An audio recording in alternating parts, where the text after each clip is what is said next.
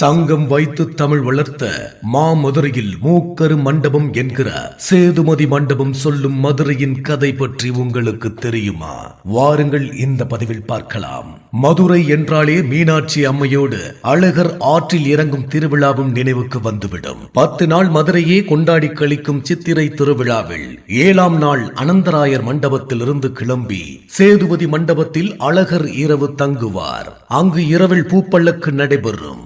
அதன் பின்னர் 8ஆம் நாள் காலை பூப்பல்லக்கு ஜோடனையோடு கிளம்பி 9ஆம் நாள் வழிநெடுக மக்களின் அன்பை பெற்றபடி 10ஆம் நாள் பயணக்களை புத்தீர ஓய்வெடுத்த சித்திரை திருவிழாவை முடித்து வைப்பார். இந்த திருவிழாவின் அடியூற்றி சேதுபதி மன்னருக்கு எதற்கு தல்லாகுளத்தில் கல் மண்டபம் என்ற கேள்விக்கு விடை தேடி புறப்படுவோம்.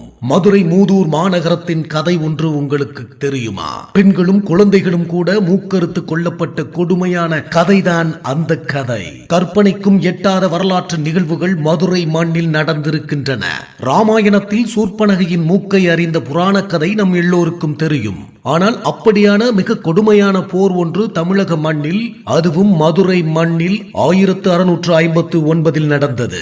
ஆயிரக்கணக்கான பெண்கள், குழந்தைகள் மற்றும் ஆண்களின் மேல் உதட்டோடு மூக்கையும் சேர்த்து கொடுமையான முறையில் அறிந்து எடுக்கப்பட்ட மிக வக்கிரமான போர் ஒன்றை இந்த மண் அனுபவித்திருக்கிறது. அந்த போர் மூக்கறுப்பு யுத்தம் என்று அழைக்கப்படுகிறது. அந்த போரின் வெற்றியை நினைவு கூறும் வகையில் மதுரை தல்லாகுளம் அருகே சேதுபதி மன்னரை பெருமைப்படுத்தும் விதத்தில் மூக்கறுப்பு போர் மண்டபம் என்ற பெயரில் கட்டப்பட்ட கல் மண்டபம் ஒன்று துயர வரலாற்றை சுமந்து கொண்டு கதை சொல்கிறது.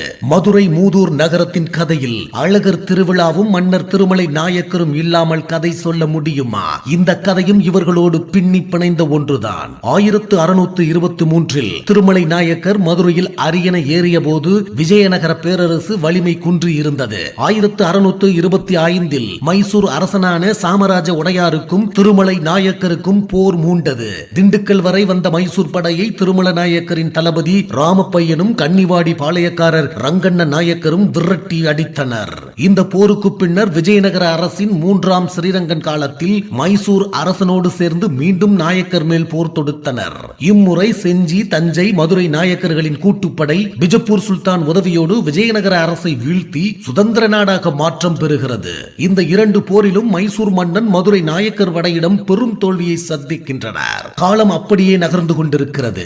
1656ஆம் ஆண்டு மைசூர் அரசன் காண்டீரவ நரசராஜா 2 முறை மைசூர் படைகள் தோற்கடிக்கப்பட்டதற்கு பழி வாங்கும் வகையில் மதுரையை நோக்கி படையை அனுப்புகிறான். அப்போது 75 வயதான திருமலை நாயக்கர் கொஞ்சம் அயர்ந்திருந்த ஒரு காலகட்டம். மைசூர் அரசனின் தளபதி கொம்பையா திருமலை நாயக்கரின் ஆட்சிக்குட்பட்ட பகுதியான சத்தியமங்கலம் வழியாக நுழைந்து ஆண்கள், பெண்கள், குழந்தைகள் என அனைவரையும் வெற்றி கொண்டு தாக்குகிறான். தாக்கப்பட்டவர்கள் மூக்குகள் மேலுதட்டோடு சேர்ந்து அறுக்கப்பட்டு சாக்கில் குமியலாக போடப்பட்டு மைசூர் அரசனிடம் பார்வைக்கு அனுப்பப்பட்டது. தொடர்ச்சியாக பல ஊர்களை தாக்கி மைசூர் படை திண்டுக்கலை அடைகிறது. நிலைமை கை மீறுவதை உணர்ந்த திருமலை நாயக்கர்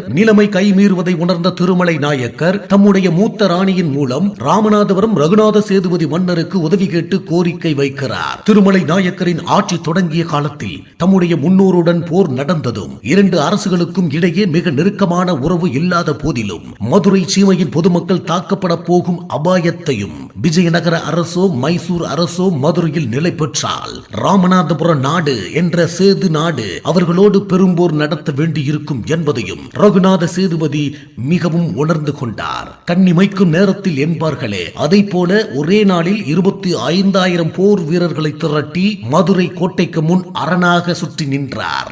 6 மணி நேரத்தில் ராமநாதபுரத்தின் பல பகுதிகளில் இருந்தும் மதுரை கோட்டைக்கு வீரர்கள் அணிவகுத்து சென்றார்கள். ஆச்சரியமாக சொல்லப்படும் விஷயம்தான் இந்த விஷயம். மதுரை படையின் 35,000 வீரர்களும் ராமநாதபுரம் சேது சீமையின் 25,000 வீரர்களும் சேர்ந்து சுமார் 60,000 வீரர்கள் மைசூர் படையை எதிர்கொண்டு திண்டுக்கலை நோக்கி அணிவகுத்து சென்றார்கள்.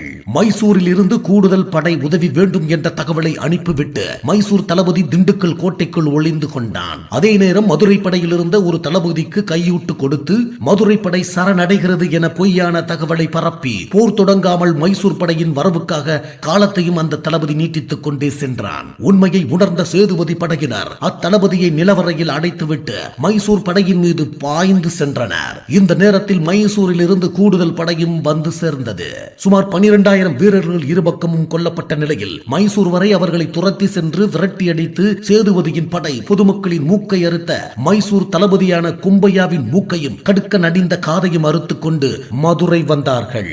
திருமலையின் தளபதி பின்னத்தேவரும் சேதுபதியின் வீரர்களும் மைசூர் மக்களுக்கும் படைகளுக்கும் எந்த ஒரு தொல்லையும் கொடுக்காமல் தளபதியை மட்டும் இப்படி செய்து வந்த அறிந்த திருமலை நாயக்கர் பின்னத்தேவருக்கு மூக்குப்பரி என்ற பட்டத்தை வழங்கினார். ரகுநாத சேதுபதிக்கு திருமலை சேதுபதி என்ற பட்டமும் ராணி சொல் காத்தான் என்ற பெயரும் வழங்கியதோடு இனிமேல் ராமநாதபுரம் மதுரைக்கு கப்பம் கட்ட தேவையில்லை என்ற உத்தரவையும் பிறப்பித்தார். அதோடு மதுரையில் நவராத்திரி திருவிழா எவ்வளவு சிறப்பாக கொண்டாடப்படுகிறதோ அதே அளவு சிறப்புடன் ராமநாதபுரத்திலும் கொண்டாடலாம் என்ற சிறப்பு உரிமையும் வழங்கினார் திருமலை நாயக்கர். இந்த மூக்கரு போரின் சாட்சியாக இன்னும் மதுரை தல்லாகுளத்தில் சேதுபதி மண்டபம் என்ற மூக்கரு மண்டபம் பிரம்மாண்டமாக அமைந்திருக்கிறது.